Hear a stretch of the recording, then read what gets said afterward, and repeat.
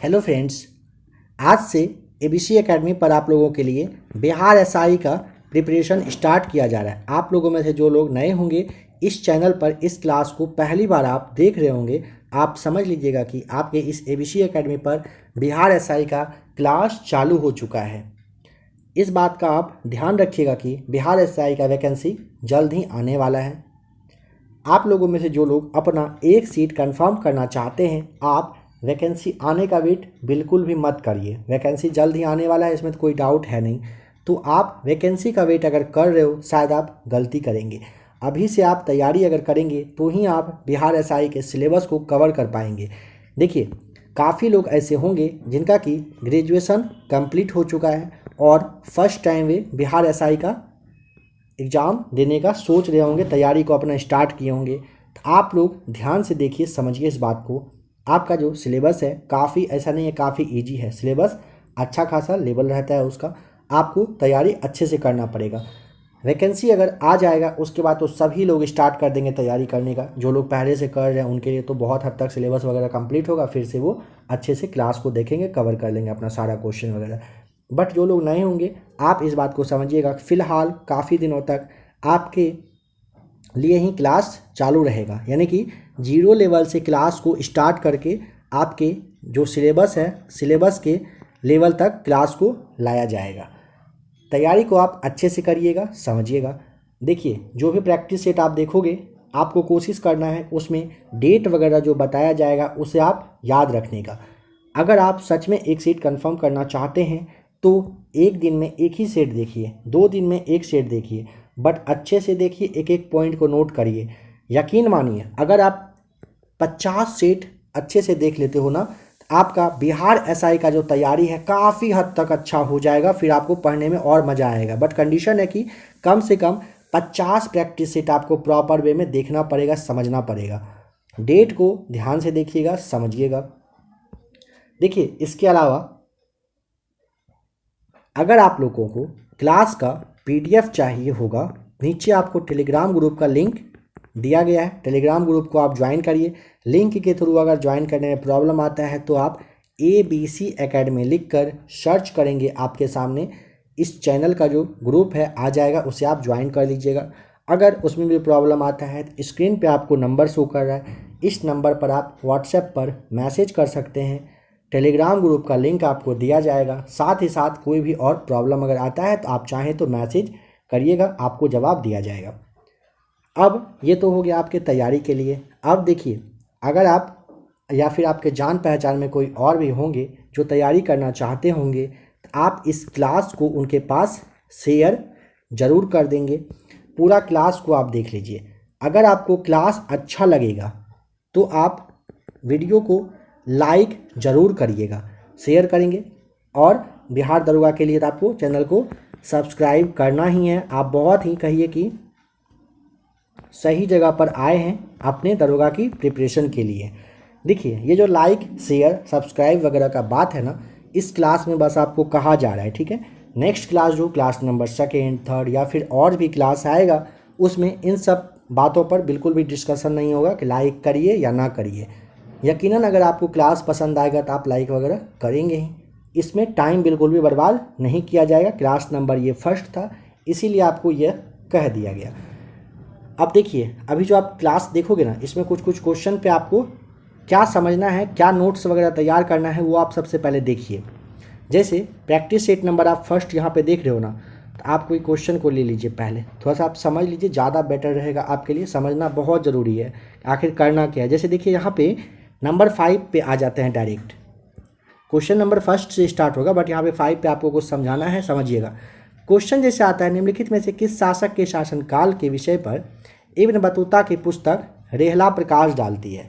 अगर आपको ध्यान हो तो अच्छी बात है, नहीं तो भी बताया ही जाएगा।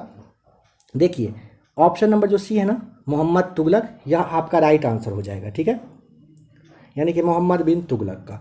अब यहाँ पे समझने वाली बात है कि जो आपका ये इब्न बतूता दिया हुआ है ना, सवाल यहाँ से एक पूछा जाता है कि इब्न बतूता कब आया था भारत। तो लगभग 1333 ईस्वी में माना जाता है कि इब्न बतूता भारत आया था। और ये कहाँ का रहने वाला था, यह भी पूछा जाता है। तो अफ्रीका का, अफ्रीका का रहने वाला था मोरक्को, आपको ध्यान रख लेना है, ठीक है। तो देखिए जैसे कि इस क्वेश्चन में पूछा क्या गया था, कहाँ के रहने वाले थे, यह तो पूछा नहीं गया। कब आए थे, पूछा नहीं गया। क्या पूछा गया, रेहला किस पर पुस्तक प्रकाश डालता है, तो मोहम्मद बिन तुगलक पर डालता था। बट यहाँ पे 1333 ईस्वी में अफ्रीका यानी कि मोरक्को का यह यात्री था। इन सब पॉइंट्स को आपको ज़रूर से ज़रूर याद रखना है। क्लास में आपको ये सारी बातें बताई जाएंगी, आपको उसे ध्यान रखना है। नोट्स वगैरह आप तैयार कर सकते हैं तो कर लीजिए। आप लोगों में से जो भी लोग होंगे फर्स्ट टाइम एसआई की प्रिपरेशन को तैयार करने वाले, उनके लिए ये बात बताया गया। 2-3-4 पॉइंट आपको ध्यान रखना है। अगर इस तरह से आप क्लास को देखते हो तो यकीनन आपका एक सिलेक्शन कोई भी रोक नहीं पाएगा आपके एसआई वाले एग्जाम में, ठीक है। तो आइए अब क्वेश्चन नंबर फर्स्ट को स्टार्ट करते हैं और कोशिश करिए कि आप लोगों में से अगर कोई नए हो तो अपना मार्क्स भी काउंट करते चलने का, आखिर आपको नंबर कितना आता है आज के इस प्रैक्टिस सेट में, उसी हिसाब से आप लोगों को क्लास वगैरह दिया जाएगा। और इस बात का यकीन रखिएगा, बिहार एसआई के लिए आप बिल्कुल सही जगह पर आए हो। आपका प्रिपरेशन काफ़ी अच्छे से करवाया जाएगा, इसमें आपको बिल्कुल भी सोचना नहीं है। अभी फ़िलहाल जैसे कि बिहार सचिवालय का प्रैक्टिस शीट आ रहा है तो उस पर थोड़ा सा ज़्यादा फोकस रहेगा, क्योंकि एग्ज़ाम 1 महीने के आसपास उसका बचा हुआ है। तो आप लोग अपना बिहार एसआई का जो प्रैक्टिस सेट आएगा उसे देखते चलिएगा। आइए क्वेश्चन नंबर फर्स्ट से स्टार्ट करते हैं आज के इस क्लास को। अब बताइए, निम्नलिखित बंगाल के नवाबों में से पलासी के युद्ध में अंग्रेजों से कौन पराजित हुआ था। तो सबसे पहले यहाँ पे देखना है कि ऑप्शन नंबर सी सिराजुद्दौला सही जवाब हो जाएगा। पलासी का युद्ध हुआ था 23 जून 1757 को, ठीक है। इसमें हुआ क्या, तो अंग्रेज के सेनापति थे, नाम था उसका रॉबर्ट क्लाइव, और बंगाल का नवाब था कौन, सिराजुद्दौला। इन दोनों के बीच में लड़ाई हुआ था। इस युद्ध में ना नवाब जो थे ये अपने उनके जो सेनापति रहे थे जिसका के नाम था ये option number B Mir Jafar ने सिराजुद्दौला के साथ चीटिंग किया था, ठीक है, धोखा दिया था। इसकी वजह से सिराजुद्दौला हार गए थे। इसके बाद अंग्रेज जीते तो अंग्रेज ने क्या किए कि अंग्रेज़ों ने मीर जाफ़र को बंगाल का नवाब बना दिए थे, ठीक है, पलासी के युद्ध के बाद। तो ऑप्शन यहाँ पे आपका सी हो जाएगा राइट आंसर, सिराजुद्दौला हार गए थे। निम्नलिखित शासकों में से किसको मलाया, सुमात्रा तथा जावा का विजय का जो श्रेय है वो जाता है, राजेंद्र चोल प्रथम, आपका राजेंद्र प्रथम राइट आंसर हो जाएगा। निम्नलिखित में से कौन सा यात्री जो कि चीनी था हर्षवर्धन के शासनकाल में भारत आया था, तो ऑप्शन नंबर डी आपका राइट आंसर ह्वेनसांग, आपको ध्यान रखना है। ह्वेनसांग चीनी यात्री थे, हर्षवर्धन के शासनकाल में भारत आए थे। निम्नलिखित गुप्त शासकों में से किसने विक्रमादित्य की उपाधि धारण करी थी, option D Chandragupta second right answer हो जाएगा। निम्नलिखित किस शासक के शासनकाल के विषय पर इब्न बतूता की पुस्तक नाम रेहला प्रकाश डालती है, आपने अभी जस्ट देख लिया, ऑप्शन सी मोहम्मद तुगलक, आपका राइट आंसर। 1333 में इब्न बतूता भारत आया था। नंबर 6 है, निम्नलिखित में से किसके द्वारा विजयनगर राज्य की स्थापना हुई थी, ऑप्शन नंबर बी हरिहर और बुक्का दो भाई थे, इनके द्वारा किया गया था वर्ष 1336 में। निम्नलिखित में से किस राजवंश के द्वारा मनसबदारी प्रथा का आविष्कार किया गया,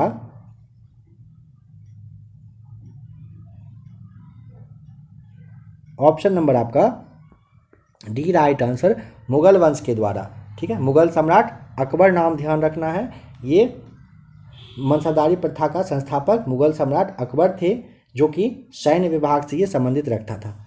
नंबर 8 है, निम्नलिखित में से किस शासक के अंतर्गत 8 मंत्रियों की एक समिति अथवा अष्टप्रधान थी, ऑप्शन नंबर आपका यहाँ पे सी राइट आंसर, शिवाजी हो जाएगा सही जवाब। निम्नलिखित में से किसने जहांगीर के दरबार का सजीव वर्णन किया है, option number D right answer, sir Thomas Roe हो जाएगा सही जवाब। नंबर 10 है, तराइन के जो सेकेंड युद्ध हुआ था इसमें निम्नलिखित में से कौन सा भारतीय शासक पराजित हुआ था यानी कि हार गया था, option number A Prithviraj Chauhan, ध्यान रखेंगे हार गए थे। देखिए मोहम्मद गोरी और पृथ्वीराज चौहान से ये दो मतलब तराइन के लड़ाई में लड़े थे। तराइन का पहला युद्ध जो आपका 1991 में हुआ था, इसमें गोरी पराजित हुआ था। और सेकेंड वाला जो आपका 1992 में आपका हुआ था दूसरा वाला, इसमें मोहम्मद गोरी ने पृथ्वीराज पर मतलब जीत हासिल कर लिया था, यह हार गए थे। तो दूसरा युद्ध में पूछेगा तो ऑप्शन ए आपको यहाँ पे टिक कर देना है। नंबर 11 पे आ जाइए।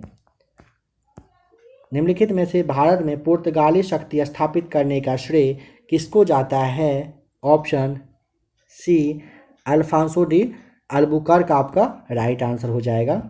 पुर्तगाली शक्ति का स्थापित करने का श्रेय जाता है इसे। भारतीय संसद द्वारा इनमें से किसके उपरांत धन्यवाद प्रकट किया जाता है? तो ऑप्शन देखिए यहाँ पे पहला दूसरा तीसरा होगा नहीं, नंबर चौथा होगा। भारत के राष्ट्रपति के द्वारा संसद के दोनों सदनों को एक साथ संबोधन दिए जाने के बाद, ऑप्शन नंबर डी आपका राइट आंसर हो जाएगा। पंजाबी भाषा लिखने के लिए किस सिख गुरु ने गुरुमुखी लिपि को विकसित किया था? तो ऑप्शन नंबर आपका ए राइट आंसर हो जाएगा, गुरु अंगद के द्वारा किया गया था। इनका स्टार्टिंग का नाम आपसे पूछा जाता है क्या रहा था, तो नाम आपको लाहना करके ध्यान रखना है। इनका गुरु अंगद जी जो थे, इनका स्टार्टिंग का नाम था। इन्होंने जो गुरु नानक साहब थे, उनके द्वारा जो लंगर व्यवस्था था ना, इसको मतलब जो अस्थाई रूप दिया गया, इन्हीं के द्वारा दिया गया था। नेक्स्ट क्वेश्चन है नंबर 14 में, भारत का अंतिम वायसराय निम्नलिखित में से कौन था? तो ऑप्शन नंबर बी हो जाएगा, लॉर्ड माउंटबेटन सही जवाब। निम्नलिखित में से किसने सविनय अवज्ञा आंदोलन प्रारंभ किया था? ऑप्शन नंबर सी महात्मा गांधी के द्वारा सविनय अवज्ञा आंदोलन स्टार्ट किया गया था।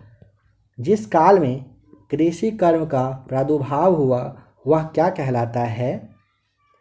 ऑप्शन नंबर बी नवपाषाण काल में कृषि वगैरह अच्छे से स्टार्ट हुआ था। निम्नलिखित में से कौन सा स्थान अपने गोदीबारा यानी कि बंदरगाह के लिए प्रसिद्ध है? ऑप्शन नंबर बी आपका राइट आंसर हो जाएगा, लोथल। ध्यान रखिएगा, देखिए लोथल और जो सुदकोता था सिंधु सभ्यता का ये बंदरगाह था। लोथल भगवा नदी जो था, भगवा नदी इसी के किनारे यानी कि अहमदाबाद यानी कि गुजरात में था। 6ठी शताब्दी ईसा पूर्व में निम्नलिखित में से कौन सा एक गणतंत्र था? ऑप्शन नंबर सी मल्ल आपका हो जाएगा राइट आंसर। बराबर की गुफाओं को अशोक ने किस संप्रदाय को दान में दे दिया था? ऑप्शन सी आपका राइट आंसर, आजीवक संप्रदाय आपका राइट आंसर होगा। देखिए मौर्य सम्राट अशोक ने आजीविकों को रहने के लिए ना बराबर के पहाड़ी जो कि गया में है, यहाँ पर 4 गुफा का नाम कौन कौन सा था? तो सबसे पहले आप ध्यान रखिएगा, कर्ण था, दूसरा आपका हो जाएगा चौपार, तीसरा था सुदाम और चौथा का नाम था विश्व झोपड़ी आपको यहाँ पे ध्यान रखना है। ये 4 क्या थे? गुफा थे, जो कि इसका निर्माण करवाया गया था बराबर की पहाड़ी में अशोक के द्वारा आजीविकों के रहने के लिए। नंबर 19 है, निम्नलिखित में से किसको शक संवत की स्थापना का श्रेय दिया जाता है? ऑप्शन बी कुषाणों को। महापुराणों की संख्या कितनी मानी जाती है? ऑप्शन डी महापुराण आपका 18 हो जाएगा। वेद का संख्या पूछेगा, वेद है 4, उपवेद भी है 4, वेदांग की संख्या पूछेगा, बताना है 6, महापुराण आपने देख ही लिया हो जाएगा 18, उपनिषद की संख्या पूछता है बताना है 108, स्मृति की संख्या पूछेगा तो 4 और दर्शन की संख्या पूछेगा तो 6 है। निम्नलिखित में से कौन सा अध्ययन केंद्र बौद्ध केंद्र के रूप में प्रसिद्ध नहीं था? तो नालंदा था, विक्रमशिला, यह दोनों था ना, नादिया तो होगा नहीं। तो ऑप्शन नंबर आपका हो जाएगा यहाँ पे सी सही जवाब। नादिया ना पश्चिम बंगाल में, कहिए कि जो बांग्लादेश की सीमा है ना, यहीं पर ये था। निम्नलिखित में से फतेहपुर सिकरी के निर्माण का श्रेय किसको जाता है? Option A right answer, Akbar को जाता है। मुगल सम्राट अकबर ने 1571 ईस्वी में 1571 में फतेहपुर सिकरी की स्थापना की और राजधानी को आगरा से फतेहपुर सिकरी लेकर फिर चले गए थे।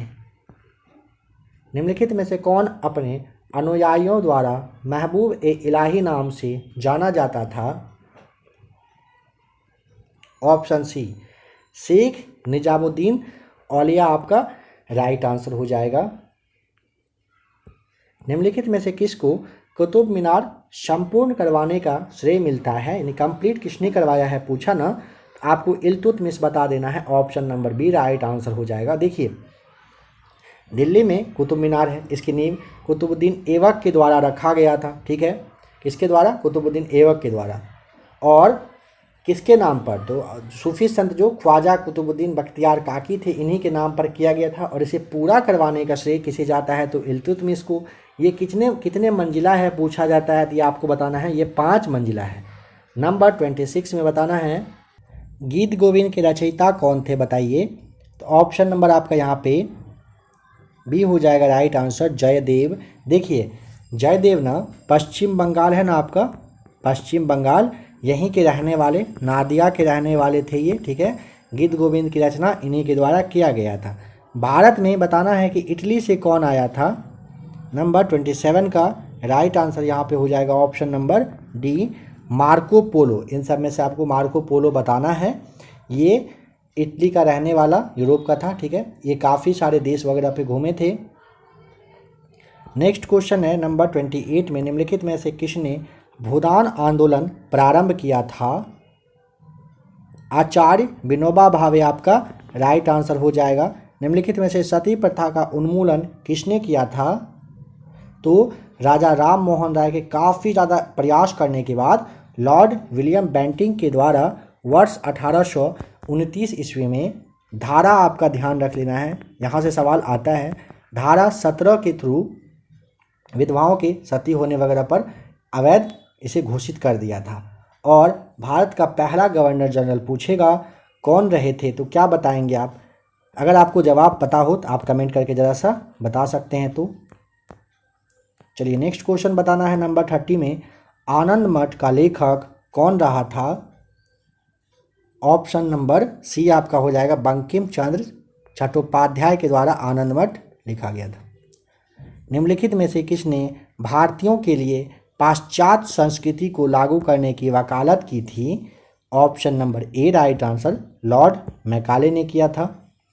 निम्नलिखित में से किस देश के साथ हड़प्पनों का व्यापारिक संबंध था? ऑप्शन नंबर सी आपका सही जवाब हो जाएगा, मेसोपोटामिया के साथ रहा था। यहाँ से पूछेगा ना कि किस चीज़ का आयात, या मेसोपोटामिया से क्या आयात किया जाता था, लाजवर्त आपको ध्यान रख लेना है यहाँ पे। इनमें से कौन वैदिक देवता नहीं रहे थे?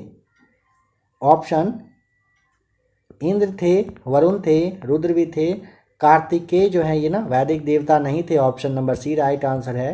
निम्नलिखित में से कौन सा कथन बुद्ध की ईश्वर की अवधारणा के विषय में सत्य है?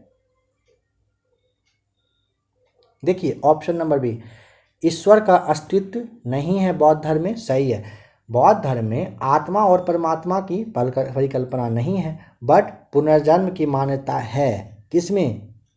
बौद्ध धर्म में। और बौद्ध साथ ही साथ जैन, दोनों धर्मों में ना ईश्वर को मान्यता नहीं दी गई है। निम्नलिखित में से कौन सा गुप्त काल का मंदिर है? ऑप्शन नंबर आपका सी हो जाएगा, देवकर का दशावतार मंदिर बिल्कुल सही जवाब हो जाएगा। कहाँ पर है यह पूछेगा तो आपको उत्तर प्रदेश बता देना है। निम्नलिखित में से कौन सा देश भारत के साथ सबसे लंबी सीमा रेखा बनाता है? Option number D right answer, Bangladesh हो जाएगा सही जवाब। भारत के साथ सबसे अधिक बांग्लादेश, सेकेंड पर है चीन और तीसरे पर है पाकिस्तान। निम्नलिखित में से कौन सी नदी गंगा की सहायक नदी नहीं है? कोसी है, सोन है, रामगंगा है, वेनगंगा हो जाएगा आपका राइट आंसर, यानी कि वेनगंगा गंगा नदी की सहायक नहीं है। नेक्स्ट क्वेश्चन है, पांग जल विद्युत परियोजना कहाँ पर स्थित है? ऑप्शन सी आपका हो जाएगा राइट आंसर, हिमाचल प्रदेश में। इनमें सर्वाधिक वनाच्छिद राज्य कौन सा है? ऑप्शन देखिए सबसे अधिक पूछता है ना, आपको बताना तो होता है यहाँ पर मध्य प्रदेश, ठीक है, बट यहाँ पे अगर यह भी समझ लीजिए कितना, तो 77,522 वर्ग किलोमीटर एरिया में वन है। बट यहाँ पे दूसरे स्थान पर आपका आ जाता है अरुणाचल प्रदेश, जो कि आपके ऑप्शन में दिया हुआ है। तो ऑप्शन आपका यहाँ पे क्या हो जाएगा, ए राइट आंसर हो जाएगा। ठीक है, चलिए नेक्स्ट क्वेश्चन देखते हैं। नंबर 40 में भारत का सबसे अधिक विस्तृत मैदान है, राइट आंसर ऑप्शन नंबर ए हो जाएगा राजस्थान मैदान। भारत में जूट का सबसे अधिक उत्पादन होता है कहाँ पर, ऑप्शन नंबर आपका डी हो जाएगा सही जवाब। सबसे ज़्यादा कहाँ पर, तो पश्चिम बंगाल में होता है। किस चीज़ का उत्पादन, तो जूट का होता है। ठीक है, आइए नंबर 42 पर चलते हैं। बताना है कि भारत में सबसे अधिक विस्तृत क्षेत्र वाला अफवाह तंत्र है कौन सा। 42 का राइट आंसर ऑप्शन नंबर आपका हो जाएगा सी ना, गंगा नदी तंत्र हो जाएगा। गंगा नदी की भारत में लंबाई पूछता है तो आपको 25-25 बता देना होता है, 2525 किलोमीटर यह बहती है। टो जनजाति निवास करती है कहाँ पर, तमिलनाडु, ऑप्शन डी आपका राइट आंसर हो जाएगा। हिमालय पर्वत श्रेणियाँ निम्नलिखित में से किस राज्य का हिस्सा नहीं है, उत्तर प्रदेश का हिस्सा नहीं है। आप देखने के साथ समझ गए होंगे, ऑप्शन नंबर बी आपका राइट आंसर हो जाएगा। उत्तराखंड, सिक्किम, हिमाचल प्रदेश में यह फैला हुआ है, साथ ही साथ जम्मू कश्मीर में भी फैला हुआ है। भारत में अधिकतम खनिजीकृत शैल तंत्र है, option number C right answer Gondwana आपका राइट आंसर हो जाएगा। यहाँ पे 99% कोयला अवेलेबल रहता है। कौन सा रेलवे स्टेशन पहले विक्टोरिया टर्मिनस के नाम से जाना जाता था, ऑप्शन नंबर डी आपका right answer Chhatrapati Shivaji terminal जो है ना, इसको पहले विक्टोरिया टर्मिनस के नाम से, टर्मिनल होता है यहाँ पे टर्मिनस लिखा हो गया है ना, टर्मिनल के नाम से यह जाना जाता था। और इसे 2004 में यूनेस्को ने विश्व धरोहर की सूची में डाल दिया है। और इसका निर्माण पूछेगा तो वर्ष 1888 से यह इसका 88 में इसका निर्माण किया गया था। इलायची की पहाड़ियाँ बताइए किस प्रदेश में स्थित है, मतलब किस राज्य में है बताना है। तो ऑप्शन बी आपका राइट आंसर हो जाएगा। कहाँ पर है, तो तमिलनाडु में। किस प्रदेश में क्षारीय मिट्टी का विस्तार सबसे अधिक है, ऑप्शन नंबर डी आपका सही जवाब हो जाएगा, उत्तर प्रदेश में। ऐसे है तो आंध्र प्रदेश में, बट यहाँ पे उत्तर प्रदेश ऑप्शन है तो ऑप्शन नंबर डी आपको यहाँ पे बताना होता है। निम्नलिखित में से किस राज्य से कर्क रेखा नहीं गुजरती है, तो आपको पता है कर्क रेखा 8 राज्यों से गुजरती है, जिसमें कि आपका गुजरात, राजस्थान, मध्य प्रदेश, छत्तीसगढ़, झारखंड, पश्चिम बंगाल, त्रिपुरा और मिजोरम आता है। तो ऑप्शन आप यहाँ पे देखने के साथ समझ गए होंगे कि आपका जो बिहार है यहाँ से कर्क रेखा नहीं गुजरती है। निम्नलिखित में से कौन सा क्षेत्र भारत का सबसे अधिक पेट्रोलियम उत्पादक क्षेत्र है, ऑप्शन बी आपका राइट आंसर हो जाएगा डिगबोई। वर्ष 1913 में अमेरिका में गदर पार्टी की स्थापना किसने किया था, ऑप्शन नंबर आपका यहाँ पे बी राइट आंसर लाला हरदयाल के द्वारा किया गया था। संसार में सबसे ऊंची इमारत निम्नलिखित में से कौन सी है, यूके, ये जो आपका यूनाइटेड अरब अमीरात है, यूएई यानी कि दुबई के शहर दुबई में है यह भारत का सबसे ऊंचा आपका Burj Khalifa, option number D right answer. अस्थि से अस्थि को जोड़ने वाला उत्तक बताइए। आप जानते हो यहाँ पे ऑप्शन नंबर ए हो जाएगा स्नायु। बहुत ही कम समय के अंतरालों का सही मापन होता है, तो ऑप्शन ए बी आपने देखा और सी डी देख लीजिए। अगर आपने ऑप्शन नंबर सी सोचा है तो आपका बिल्कुल राइट आंसर हो जाएगा परमाणु घड़ियों द्वारा। बर्ड प्रोसेसिंग, स्प्रेडशीट और फोटो एडिटिंग निम्न में से किसके उदाहरण हैं, ऑप्शन ए एप्लीकेशन सॉफ्टवेयर के। निम्न में से कौन सा रसायन भारत के स्वतंत्रता संघर्ष का एक महत्वपूर्ण प्रतीक है, ऑप्शन यहाँ पे डी होना चाहिए sodium chloride. Next question number 57 है, प्राणी एवं उद्भिद वर्गों की महत्तम विविधता होती है, ऑप्शन नंबर आपका हो जाएगा बी सही जवाब। एक मिनट, क्या पूछा है, प्राणी एवं उद्भिद महत्तम विविधता होती है ना, हाँ आपका यहाँ पे बी हो जाएगा। उष्णकटिबंधीय नम वनों में सही जवाब। आइसोहाइट वे रेखाएं हैं जो जोड़ती है किसको किससे। 58 का ऑप्शन नंबर आपका हो जाएगा आइसोहाइट ना, या फिर से आप समवर्षा रेखा कहते हैं, जो मानचित्र पर अंकित उन सभी जगहों को मिलाती है जो एक निश्चित अवधि में होने वाली वर्षा की मात्रा के समान होता है। तो ऑप्शन नंबर सी समवर्षा वाली जगहों को मिलाने का काम करती है। पृथ्वी के क्रोर में सर्वाधिक पाए जाने वाले तत्व कौन से हैं। ऑप्शन नंबर आपका बी हो जाएगा राइट आंसर, निकेल और फेरस। एक इन चारों में से क्या यहाँ पे फील करेंगे जो लगभग 1 बिलियन बाइट होता है। ऑप्शन सी 1 गीगाबाइट आपका सही जवाब हो जाएगा। उस एशियन हाथी का नाम जो मनुष्य की तरह आवाज़ निकालता है। Option number B right answer, Kaushik आपका सही जवाब हो जाएगा। साउथ कोरिया में कहिए कि कौशिक है जो कि मनुष्य की तरह ये बोलता है। भारत के संविधान द्वारा कल्पित कितने प्रकार के आपातकाल हैं। ऑप्शन सी आपका राइट आंसर हो जाएगा 3 तरह के। उपराष्ट्रपति को पुनर्निर्वाचन के लिए पात्रता प्राप्त होती है। ऑप्शन ए संवैधानिक प्रावधानों के द्वारा। संज्ञेय अपराध किसी अपराध को संदर्भित करता है जहां पर, ऑप्शन ए देख लीजिए, बी देख लीजिए, आपको ज़्यादा टाइम चाहिए होगा तो क्लास को यहाँ पे आप रुक कर अच्छे से पढ़िएगा। सी और डी को देखिए। तो 64 का ऑप्शन नंबर आपका डी हो जाएगा। औपचारिक शिकायत के बिना पुलिस किसी मामले को रजिस्टर कर सकती है, हो जाएगा आपका। संविधान के अंतर्गत दिए जाने वाले मौलिक अधिकारों की निलंबित संक्रिया हेतु सक्षम प्राधिकारी है। नंबर 65 का ऑप्शन डी हो जाएगा राइट आंसर, संसद। निम्नलिखित में से किस वर्ष में सबसे पहले अंटार्कटिका के ऊपर ओजोन छिद्र की खोज की गई थी। ऑप्शन ए आपका राइट आंसर हो जाएगा 1984 में सबसे पहले किया गया था। ठीक है, अगर पूछेगा किसने सर्वे हो रहा था वहाँ पे, जो जोसेफ फार्मन थे, इन्होंने ओजोन छिद्र का ये पता लगाए थे। अहमद भारतीय उपग्रह स्टेशन कोड किस शहर में स्थित था। ऑप्शन बी हो जाएगा राइट आंसर, देहरादून में। निम्नलिखित में से कौन सा सही रूप में सुमेलित है। ऑप्शन बी लाइजेम संवहनी उत्तक राइट आंसर हो जाएगा। इंटरनेट से एक फाइल को आपके कंप्यूटर में स्थानांतरित करने की प्रक्रिया को क्या कहा जाता है। ऑप्शन ए डाउनलोडिंग हो जाएगा राइट आंसर। निम्नलिखित में से कौन सी गैस पृथ्वी विकिरण को बहुत अवशोषित करती है।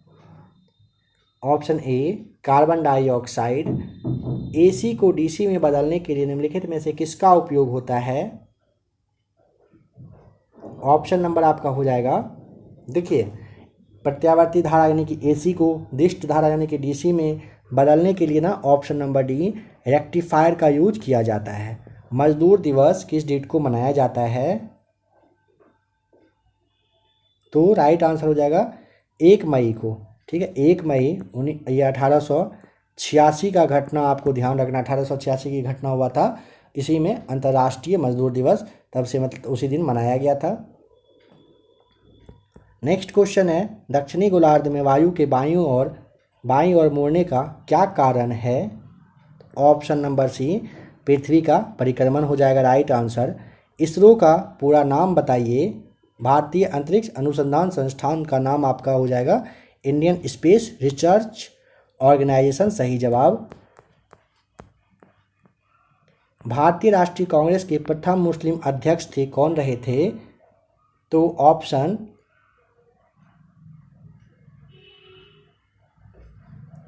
देखिए, भारतीय राष्ट्रीय कांग्रेस के पहले मुस्लिम अध्यक्ष कौन थे, तो तैयब जी रहे थे। कौन रहे थे, बदरुद्दीन तैयब जी। इन्होंने कांग्रेस के तीसरे अधिवेशन जो कि मद्रास में 1887 में हुआ था, यहाँ पर ये अध्यक्षता किए थे। दूसरे मुस्लिम अध्यक्ष रहे थे रहमतुल्लाह सयानी, जो आपका ऑप्शन नंबर डी में दिया हुआ है। और कलकत्ता में इन्होंने 1896 में इन्होंने अध्यक्षता किया था। तो आपको ऑप्शन के अकॉर्डिंग नंबर डी यहाँ पे टिक करना है, क्योंकि जो आप सोच रहे थे बदरुद्दीन तैयबजी साहब, ये तो ऑप्शन में दिया हुआ ही नहीं था। यहाँ पे कौन सा एक सही मैच किया हुआ नहीं है? देखिए, राष्ट्रीय पेंशन योजना, अंशदान पेंशन योजना प्रणाली सही हो जाएगा। राष्ट्रीय साक्षरता मिशन कार्यक्रम, वयस्क शिक्षा सही हो जाएगा आपका। मध्याह्न भोजन योजना, विद्यालय के बच्चों को दोपहर का भोजन सही है। इंदिरा आवास योजना, महिलाओं को निःशुल्क गृह योजना, ये आपका गलत हो जाएगा ना, ठीक है। ये 1985 और 86 के बीच में स्टार्ट किया गया था, ठीक है। इसमें ऐसा नहीं है कि मतलब महिला को ही मिलता है, ठीक है। किसी के भी नाम पे ये दिया जाता है, मतलब यहाँ पे आपका 76 का ऑप्शन नंबर जो डी है ये आपका राइट आंसर हो जाएगा। आप ऐसे भी समझ सकते हैं जैसे कि महिला पुरुष दोनों को ना संयुक्त रूप से दिया जाता है, ठीक है। महिला को यानी तो महिला पुरुष दोनों को दिया जाता है, ऐसा नहीं है बस महिला को। निम्नलिखित में से कौन सा द्रावण क्षारीय होगा बताना है। तो ऑप्शन नंबर आपका यहाँ पे बी हो जाएगा राइट आंसर। ये आपका द्रवण क्षारीय होता है, ठीक है। आपको पता है ना 10⁻⁻7 m से अगर कोई भी वो कम होता है ना, जो क्षारीय हो जाता है फिर, ठीक है। अगर आयनन का कंसंट्रेशन है ना 10⁻⁻7 से कम हो तो वे क्षारीय कहलाते हैं। क्षारीय मतलब बेस हो जाता है वो। दांतों को साफ करने के लिए उपयोग में जो पाउडर या पेस्ट लेते हैं उनमें कौन सा स्वभाव होना चाहिए। तो ऑप्शन ए अम्लीय होना चाहिए। टमाटर में कौन सा अम्ल होता है। तो ऑप्शन डी हो जाएगा राइट आंसर। ऑक्जेलिक अम्ल होता है किसमें, टमाटर में होता है। देखिए, सिरका में एसिटिक अम्ल, नींबू या फिर नारंगी में साइट्रिक अम्ल, अंगूर और इमली में होता है टार्ट्रिक अम्ल और टमाटर में होता है ऑक्जेलिक अम्ल। NH3 किस प्रकार का पदार्थ है। ऑप्शन नंबर डी आपका हो जाएगा मंद क्षार, सही जवाब। थर्मामीटर में निम्नलिखित में से कौन सी धातु का उपयोग होता है। ऑप्शन नंबर आपका हो जाएगा बी राइट आंसर, पारा का। निम्न में से कौन सा रोग जीवाणु से नहीं होता है। ऑप्शन नंबर सी जीवाणु से ना, देखिए तपेदिक, आंत ज्वर और कुष्ठ आपका हो जाएगा, ये सारे जीवाणु से होता है। और जो आपका यहाँ पे ना खसरा दिया हुआ है, ध्यान रखिएगा, खसरा नहीं होता है, ये वायरस से होता है, जीवाणु से ना होकर के यह वायरस से होता है खसरा। बैक्टीरिया को बढ़ते हुए रोकने के लिए निम्नलिखित में से कौन सी गैस का उपयोग होता है। ऑप्शन ए SO2 आपका राइट आंसर।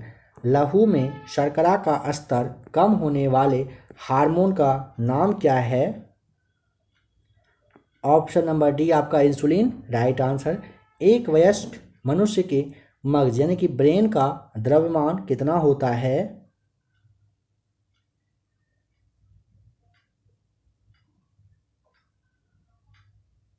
ऑप्शन नंबर आपका सी हो जाएगा राइट आंसर, यहाँ पे 1350 ग्राम बिल्कुल सही है। आ जाइए क्वेश्चन नंबर 86 पर। परावर्ती क्रियाओं का संचालन कौन करता है। ऑप्शन नंबर आपका हो जाएगा बी रीढ़ रज्जु, सही जवाब। देखिए नंबर 87 कह रहा है लड़का किस उम्र में तरुणावस्था में आता है। तो राइट आंसर 87 का ऑप्शन डी आपका हो जाएगा 11 से 12 वर्ष की उम्र में लड़का। और अगर पूछता है लड़की के बारे में तो ये जो है ना 10 से 11 वर्ष का जो समय होता है ये लड़कियों के लिए तरुणावस्था का टाइम पीरियड होता है। यदि शरीर का सामान्य तापमान 37 डिग्री हो तो शुक्र पिंड का आदर्श ताप कितना होगा। ऑप्शन नंबर डी हो जाएगा राइट आंसर, ये 34 डिग्री हो जाएगा। 2 से 3 डिग्री होता है ना, ये कम हो जाता है शुक्र पिंड का आदर्श तापमान। बताना है कि ओरल रिहाइड्रेशन थेरेपी का किसके लिए सलाह दी जाती है। ऑप्शन नंबर डी हो जाएगा कॉलरा में ना ओरल रिहाइड्रेशन थेरेपी करवाने का सलाह दिया जाता है। इसमें ना नॉर्मली शरीर में जल और लवण की पूर्ति के लिए नमक चीनी का घोल दिया जाता है। जस्ट डू इट किस वैश्विक ब्रांड का मशहूर पंच लाइन है just do it. Option C Nike का है यह, अगर आपने ध्यान दिया होगा तो ऐड में आपको दिखा होगा। निम्न में से कौन बस्तर क्षेत्र में अवस्थित है? ऑप्शन नंबर डी इंद्रावती राष्ट्रीय उद्यान कहाँ पर है? तो ऑप्शन नंबर डी हो जाएगा बस्तर में है। यानी कि इंद्रावती राष्ट्रीय उद्यान जो है ना, ऐसे समझिए आप ना कि छत्तीसगढ़ में है। कहाँ पर है पूछेगा? छत्तीसगढ़। राजाजी राष्ट्रीय उद्यान पूछता है तो उत्तराखंड में है। दांडली अगर पूछेगा अभ्यारण्य तो कर्नाटक आपको बताना है। और बांधवगढ़ राष्ट्रीय उद्यान अगर पूछता है तो मध्य प्रदेश आपको यहाँ पे बताना होता है। रक्त में खनिज संबंधी अशुद्धता किसके द्वारा हटाई जाती है? ऑप्शन नंबर बी हो जाएगा सही जवाब, किडनी के द्वारा। मौसम की कौन सी दशा बैरोमीटर पढ़ने में अकस्मात गिरावट से सूचित होती है? ऑप्शन ए राइट आंसर, तूफानी मौसम हो जाएगा। समतल दर्पण में वस्तु 2 मीटर की दूरी पर रखी है तो उसके प्रतिबिंब और वस्तु के बीच की दूरी होती है कितनी? ऑप्शन ए राइट आंसर हो जाएगा 4 मीटर सही जवाब। किस देश में विश्व का सबसे बड़ा रेलवे नेटवर्क है? ऑप्शन नंबर सी आपका सही जवाब, चाइना में। चाइना जो है फर्स्ट नंबर पर है। यहाँ पर ध्यान रख लीजिएगा 2,40,000 किलोमीटर के एरिया में यूएसए का रेल नेटवर्क फैला हुआ है और ये 48 राज्यों को वहाँ पर जोड़ने का काम करती है। इसके बाद आता है सेकेंड नंबर पे चीन का स्थान और थर्ड पे आपका कंट्री भारत का स्थान। नंबर 96 है, सॉल्व कर लीजिएगा इसे आप। आपको इसका ऑप्शन जो है ना, इसे आपको बता दिया जा रहा है। राइट आंसर जब सॉल्व करेंगे ना, ऑप्शन नंबर सी आ जाएगा इसका, 200 सही जवाब होगा। 97 में पिता और उसके पुत्र के वर्तमान उम्र का योग बता रहा है 60 वर्ष है। 6 वर्ष पहले पिता की उम्र पुत्र की उम्र की 5 गुना थी। 6 वर्ष के बाद पुत्र की उम्र क्या होगी? आपको यहाँ पे पिता का और पुत्र का जो एज है मान लेना है, एक का x दूसरे का y। तो फर्स्ट कंडीशन में आप x प्लस y करोगे तो 60 आएगा। क्वेश्चन के अकॉर्डिंग कह रहा है क्या, क्वेश्चन पूछा गया था 6 वर्ष पहले, आपको x माइनस 6 बराबर 5 वर्ष बाद दिया था, -6 equal to 5y minus 30। x बराबर आप इसे सॉल्व करेंगे, कट के आपका -24 आएगा। इसी तरह से y को आप यहाँ पे पुट करेंगे तो आपका राइट आंसर सॉल्व करने पे आ जाएगा ऑप्शन नंबर आपका डी सही जवाब, 20 वर्ष। नंबर 98 को आप देख लीजिए अच्छे से, इसे आप सॉल्व करना चाहे तो सॉल्व कर लीजिएगा क्लास को आराम से रोक करके। ऑप्शन नंबर आपका ए आ जाएगा, 5% सही जवाब। 99 में क्लास का जो क्वेश्चन नंबर 99 है, इसे आप देखिए सॉल्व करेंगे। ऑप्शन नंबर आपका यहाँ पे कोई नहीं आएगा, गलत हो जाएगा। यहाँ पे ऑप्शन आपका जो है ना 156% शायद सही जवाब आएगा, आप इसे सॉल्व कर लीजिएगा।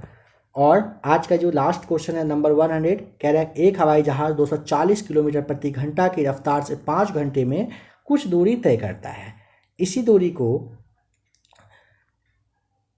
1.2/3 यानी कि 5/3 घंटे में तय करने के लिए इसकी रफ्तार कितनी होनी चाहिए? तो इसे आप सॉल्व कर लीजिएगा। ऑप्शन आपका यहाँ पे डी हो जाएगा राइट आंसर, 720 किलोमीटर प्रति घंटा सही जवाब। तो फ्रेंड्स, अभी आपने बिहार सचिवालय के लिए, माफ़ कीजिएगा फ्रेंड्स, सचिवालय नहीं, बिहार दरोगा के लिए, है ना, इतना सारा प्रैक्टिस सेट बिहार सचिवालय के लिए दिया जा चुका है। लगभग 150 के आसपास प्रैक्टिस सेट अभी तक में बिहार सचिवालय के लिए दिया जा चुका है। तो अब होता है ना आदत सा बन जाना बिहार सचिवालय कहना, तो बस यही है। अभी आपने, अगर आप लोगों में से जो लोग पहले से जो जुड़े होंगे तो आप लोग ज़रूर समझ गए होंगे क्यों ऐसा कहा गया। देखिए, बिहार दरोगा के लिए प्रैक्टिस सेट नंबर आपने फर्स्ट देखा जो कि आपका स्पार्क पब्लिकेशन का था। आशा करता हूँ कि क्लास आपको अच्छा लगा होगा। अगर आप सच में बिहार एसआई की तैयारी करना चाह रहे हो प्रॉपर वे में, तो हर एक क्वेश्चन को ध्यान से देखिएगा, समझिएगा। फिर से आपको कहा जा रहा है कि आप जो दरोगा की तैयारी है इसके लिए एबीसी एकेडमी पर आए हो तो आप बिल्कुल सही जगह आए हो। आपका तैयारी हर हाल में अच्छे से करवाने का गारंटी मेरा रहेगा। आपके लिए प्रैक्टिस सेट आते रहेगा। सचिवालय के लिए कुछ ज़्यादा ही क्लास अभी आना है। काफ़ी लोग हैं जो सचिवालय के लिए बेसब्री से इंतज़ार करते रहते हैं और उनका एग्ज़ाम का डेट भी दिया हुआ है, बस 30 से 35 दिन ही अब उनके लिए बचा हुआ है। आपके लिए भी क्लास बहुत ही जल्द और आने वाला है सेट नंबर 2। क्लास कैसा लगा आप कमेंट करके बताएंगे। आपको टेलीग्राम ग्रुप से जुड़ जाना है, क्लास का PDF वहाँ पे आपको मिल जाएगा। लगभग आज के इस डेट में, जैसा कि आप 20 अक्टूबर 2022 को आप आज यह क्लास देख रहे हो, ठीक है। आज के इस डेट में लगभग 7,500-8 हज़ार के आसपास लोग हैं जो टेलीग्राम ग्रुप से जुड़ चुके हैं बिहार सचिवालय के PDF के लिए। आप बिहार SI के लिए वहाँ पे जुड़ जाइएगा, क्लास का PDF मिलेगा। क्लास कैसा लगा कमेंट करके बताइएगा। अगर आपने अपना मार्क्स काउंट किया है तो आप ये भी बताएंगे कि कितना नंबर आज के इस क्लास में आपको आया। और भी कुछ कहना हो कमेंट कर सकते हैं। मिलते हैं आप लोगों के लिए बिहार दरोगा के एक और नए प्रैक्टिस के साथ बहुत ही जल्द।